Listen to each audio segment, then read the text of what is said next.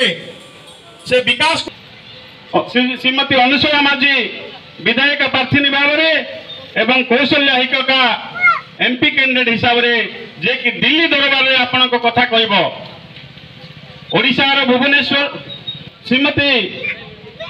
अनुसया माझी आपण मानकर कथा को आपण मानकर दाबी को उपस्थापना करेंगे एवं कौशल्या हिकका दिल्ली पार्लियामेंट रे जाइकरी आपण मानकर कथा को विकास कथा को उपस्थापन करेंगे अंचल कथा को से नवीन पट्टनायक दुई जन प्रार्थी को आज निर्वाचन रणांगन अवतीर्ण कर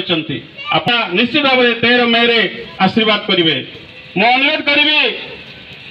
4 थर काउंसिलर श्रीजुक्त बैजसुंदर नायक बर्तमान पहुंचुंट आपण मान निवेदन करी आपण मैंने धैर्य सहित आमको सहयोग करेंगे अनुरोध करी श्रीजुक्त बैजसुंदर नायक।